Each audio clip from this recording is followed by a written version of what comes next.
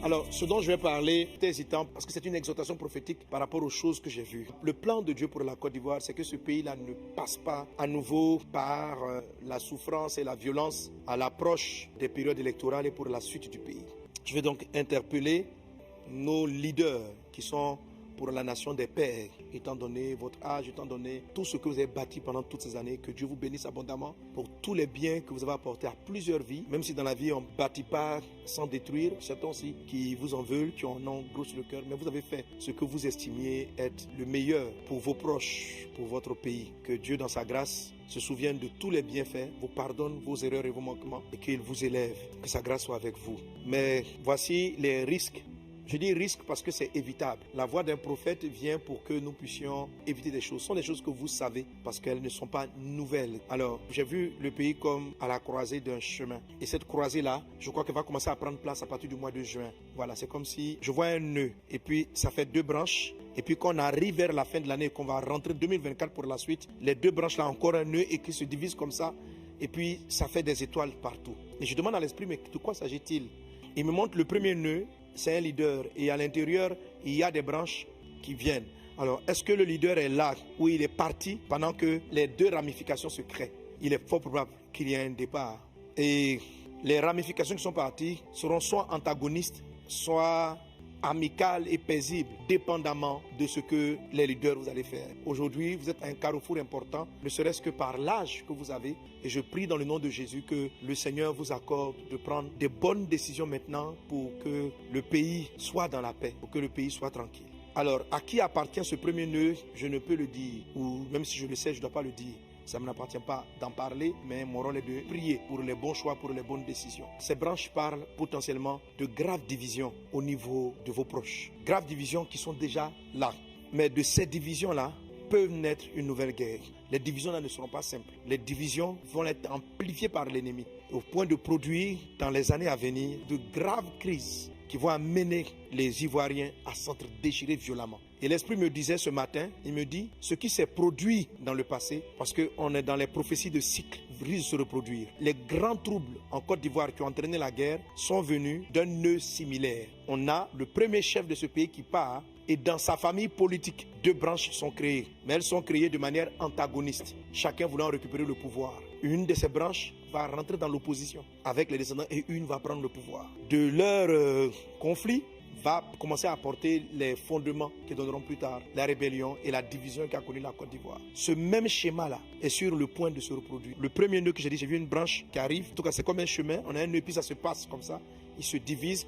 Après on arrive, on a un nœud qui se divise. Donc c'est vrai plus tard que 2 ou 3 grandes branches qui vont naître du premier nœud vont plus tard se remettre ensemble parce qu'il y avait un bloc qui voulait faire partie. Et je vous ai dit que les nœuds, les embranchements qui sont nés vont elles-mêmes se rediviser, ainsi de suite, ainsi de suite, ainsi de suite. Alors j'ai compris dans la vision que les partis en leur sein allaient s'éclater. Et ça allait former beaucoup de groupes antagonistes qui après vos départs respectifs allaient faire des alliances et chacun voulant prendre le pouvoir allait crisper la politique et pouvait amener totalement vers la recrudescence des armes, etc. Un peu comme vous avez le modèle au Soudan actuellement, où des personnes qui ont travaillé à faire partie de l'ancien chef d'État, aujourd'hui, chacun a son bloc armé, s'entretue, même si aujourd'hui on tente d'apaiser la paix, mais c'est de la même famille que naît la guerre actuelle qui se produit en ce moment au Soudan. Et cette même chose-là menace ce pays. C'est quelque chose qui va aller avec le temps. Je ne dis pas que ça va arriver en 2024, mais de la division du départ des pères, du départ des aînés, va se manifester de nouvelles crispations qui finiront. Papa, le président Houphouët-Boigny, mais la crise de ses héritiers va prendre du temps avant de déclencher une guerre. Et le même schéma est sur le point de se reproduire. Alors je sais, cher président, que vous aimez votre pays. Je vous en supplie par les compassions de Christ. Certainement que les choses qui risquent d'arriver vont se passer en votre absence. Mais vous pouvez déjà arriver à éviter cela. C'est maintenant que vous devez prendre la décision. C'est maintenant que vous devez faire les bons choix. De quoi l'ennemi va se servir pour pouvoir diviser cette nation? Des guerres que vous voyez en ce moment autour de vous. Des palabres dans vos propres partis. C'est de là que ça va partir. Et c'est de là que les crispations vont venir. Alors, l'Esprit me donne 2 axes sur lesquels vous devez travailler. 1. La bataille interne, résolvez-la maintenant. C'est-à-dire, ayez la force de choisir votre héritier, de choisir, de désigner, de prendre quelqu'un. Et de vous battre de votre force, pouvoir progressivement et de l'aider. Et lui donner le temps à cette personne-là, de votre vivant, d'asseoir son autorité. Il y aura certes des divisions après votre départ, mais elles seront vraiment amoindries Parce que tout le monde respectera ce que vous, en tant que père, avez laissé. La majorité de votre groupe respectera ce que vous avez choisi. Mais si vous partez et que vous laissez vos descendants choisir eux-mêmes, ils vont s'entretuer. Ils vont s'allier avec vos adversaires politiques, ils vont s'allier et ça va créer de une confusion. Donc c'est la première branche qui se divise et après qui se redivise et qui fait un truc comme ça. Donc je vous en supplie par la compassion de Dieu de tout faire, de prendre votre dernière énergie politique ou votre avant-dernière énergie politique. Je ne sais pas quels sont vos projets immédiats, mais maintenant. Je ne rentre pas dans qui veut être président encore. Si vous voulez être président, soyez président. Voilà. Mais au moins, établissez ça et installez la personne. Donnez-lui l'occasion de votre vivant de gérer avec vous votre groupe. Parce que vous serez en même temps le garant de la paix. À cause de vous, les gens le combattront moins. Mais si vous partez et qu'à la dernière minute, vous dites c'est lui, ce qui s'est passé du temps du président Oufou se passera. Quand le président Oufou allait partir, la constitution désignait quelqu'un. Mais étant donné qu'il n'a pas installé lui-même, ça a créé des crispations et des frustrations. Donc le premier axe de conseil spirituel, c'est pourquoi je suis en train de prier, c'est que Dieu vous accorde la grâce. Peut-être que vous ne l'avez pas encore trouvé, vous ne trouvez pas dans vos fils directs la personne qu'il faut, mais que Dieu vous l'accorde de la voir. Et que quand vous allez l'établir, que tout le reste du groupe puisse reconnaître que c'est votre choix, que c'est ce que Dieu vous a mis à cœur et respecte cela afin qu'il y ait de la cohésion, qu'il y ait de l'entente dans votre groupe. Que Dieu vous accorde cette grâce-là. C'est une grâce. Israël a failli être totalement divisé parce que comme David vieillissait, certains de ses fils ont voulu se présenter par eux-mêmes. Et ça allait entraîner une grave guerre. Et pour sauver Israël, un prophète est venu le voir et puis il dit qu'il faut que tu fasses quelque chose. Et c'est là que David de son vivant a installé Salomon. Et parce qu'il a installé Salomon, ça a apaisé et ça a calmé tous les frères de Salomon. Parce que c'est papa David de son vivant qui a placé Salomon. Si papa David n'avait pas installé Salomon de son vivant et qu'il était mort, tous les autres frères auraient tué Salomon. Ils allaient s'entre-déchirer et le royaume d'Israël allait être brisé. Je vous en supplie par la compassion de suivre la sagesse de David et de choisir maintenant. De choisir maintenant, là. C'est maintenant. Ne remettez pas à demain. Que Dieu vous accorde cette intelligence, que Dieu vous accorde la sagesse. Même si vous n'avez pas vu, il y a quelqu'un que Dieu a placé. Il y a quelqu'un que Dieu a positionné. Peut-être pas dans votre cercle immédiat, peut-être pas dans les personnes qui font tout pour prendre le pouvoir, qui font tout. Mais choisissez quelqu'un. Choisissez quelqu'un selon l'inspiration de Dieu, qui fera l'unanimité. Quelqu'un qui n'aspire pas au pouvoir, qui n'aime pas, qui ne veut pas votre place même. Quelqu'un qui aime simplement votre travail, votre manière de faire, qui sait vous honorer, qui sait vous respecter et qui saura garder l'héritage que vous avez voulu bâtir. Voilà, parce que vous ne pouvez pas être là. Toute autorité est choisie par Dieu. C'est Dieu qui vous a choisi à un moment donné. Vous avez vos forces, vos faiblesses, vos manquements, vos victoires. Mais maintenant, il s'agit de le faire pour sauver le pays de ce qui est grave qui pourra arriver demain en votre absence. Donc, je vous en prie par la compassion de Dieu. Voilà, ce premier conseil. La deuxième chose, c'est que ces groupes-là qui vont se forger vont s'appuyer, comme à la première division, sur des bases ethniques. D'où les guerres que Satan veut faire seront des guerres civiles mais ethniques, comme celle-là entre le nord et le sud, ceux qui ont des noms malinqués contre ceux qui n'en ont pas.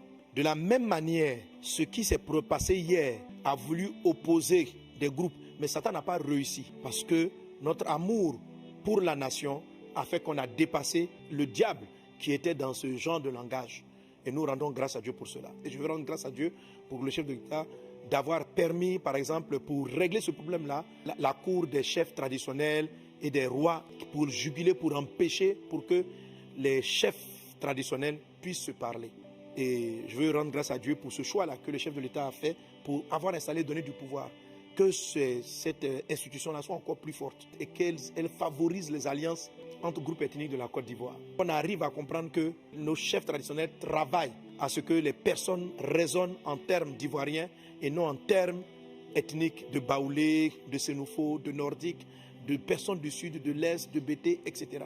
Parce que même dans le nord, il y en a qui vont dire, nous on était dans le village, les Sénoufos sont favorisés par rapport au truc que non, celui qui doit prendre l'héritage d'un tel chef, il doit être Sénoufo, non pourquoi il doit être de telle région. Et les gens dans la région là vont se battre. Voilà les choses que j'ai vues. Il y a un qui va dire, non, l'autre est de l'ouest, mais que c'est nous là qui avons vraiment supporté. Et les gens de là-bas, vous n'êtes pas comme ça, mais les gens vont se battre après vous. Parce que la division, chacun va vouloir s'appuyer sur son groupe ethnique pour pouvoir réclamer plus de pouvoir et dire que c'est lui qui est le plus puissant à votre départ. Même dans une même ethnie, les gens vont s'appuyer sur le village et la ville et le sous-groupe ethnique dont ils font partie. C'est-à-dire même dans les Akans, il y en a qui, il y a Akans de ceci, Akans de telle région. et chacun va revendiquer quelque chose pour pouvoir bâtir son équipe politique. Et ça va créer des palabres entre groupes ethniques en Côte d'Ivoire. Donc déjà, comment ma prière est faite, je prie que le renforcement des chefs traditionnels et cette grande initiative qui a été prise ici en Côte d'Ivoire soit renforcée. Et que bien avant même on essaie de s'interdire de faire du mal par l'expression ethnique, qu'il y ait des lois, que nos chefs, nos parents valorisent pour dire que l'autre c'est ton frère et qu'on casse ce système-là. Alors si pendant que vous êtes là, vous pouvez travailler et accélérer et favoriser cela et briser tout ce qui est barrière ethnique pour ne pas qu'un politicien, qui que ce soit, puisse s'appuyer sur son groupe ethnique pour revendiquer quelque chose ou pour s'installer, quoi que Dieu exauce nos prières. Donc c'est en même temps une voix que je donne à nos parents, à nos chefs, qui ont été donc chefs d'État, au président actuel, et à tous nos présidents qui sont passés et à tous les leaders politiques. C'est un message pour vous. Notre rôle, nous, en tant que pasteurs, c'est de prier, c'est d'intercéder. Donc, c'est un message que je donne aussi à tous mes frères pasteurs, à tous les intercesseurs. Voilà, n'attendons pas que Satan réalise son plan et puis commençons à prier. N'attendons pas le départ des chefs et puis de commencer à prier pour sentir la menace réelle. C'est maintenant on doit se mettre à genoux et c'est maintenant on doit anticiper l'esprit de division de la nation. C'est maintenant qu'on anticipe puis le contrer dans le nom de Jésus-Christ de Nazareth. Maintenant que je suis en train de parler, laissez-moi parler, il m'a rappelé que la Côte d'Ivoire en fait a une violence sur cycle de 10. J'avais déjà parlé de ça que en fait, si vous observez 80, 90, 2000, les risques qu'il y a, 2010, 2020, donc les choses vont totalement éclater selon le cycle 2030. Donc il est fort probable que 24-25, ça se passe plus ou moins calmement. Mais les germes de l'éclatement seront posés. Donc même si certainement que beaucoup d'entre nous ne seront plus là, Dieu vous a donné de diriger ce pays. Qu'aujourd'hui, par la grâce de Dieu, vous fassiez en tant que nos leaders, en tant que nos chefs, que vous preniez les bonnes décisions qui vont peut-être aller à l'encontre de ce que beaucoup de gens pensent. Mais Dieu vous a donné beaucoup de pouvoir, beaucoup d'autorité sur les peuples, les ethnies, les groupes. Votre voix porte. Vous pouvez mettre la paix par vos voix. Vous pouvez semer la confusion par vos voix. C'est un pouvoir que Dieu vous a donné. Que Dieu vous accorde la grâce. Utilisez ce pouvoir-là pour que ce pays-là soit béni et que les cycles de 10 de malheur soient brisés dans le nom de Jésus et que, au lieu de malheur, une nation solide, une nation forte qui permette que ce que Dieu a prévu puisse arriver, puisse se produire. Comme l'année dernière, nous avons prié, Dieu a gardé nos autorités. Like last year, we prayed, the Lord kept our authorities. Je parle de la Côte d'Ivoire. I speak about Côte d'Ivoire. Prions encore cette année. This year, let's pray again. Prions encore cette année. Let's pray again this year. Car la santé de plusieurs For the health of many sera mise à rude épreuve will be threatened cette année. this year. Mais Dieu fait grâce. But the Lord grants grace. Alléluia. Hallelujah.